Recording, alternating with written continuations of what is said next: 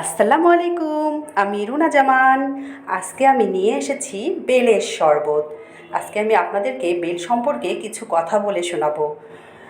এই দেখেন, আচ্ছা এর কি উচিত হলো ক্যামেরার সামনে পড়ে যাওয়া? আচ্ছা যাই হোক, পাকা বেলের শরবত সুস্বাদু।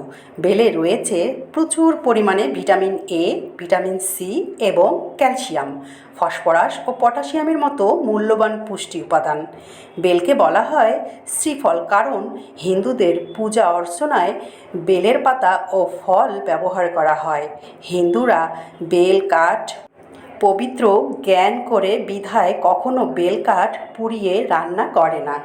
বেল সম্পর্কে অনেক কিছু আপনাদেরকে বললাম, আর এরই মাঝে আমার বেলের শরবত কিন্তু হয়েই গেল।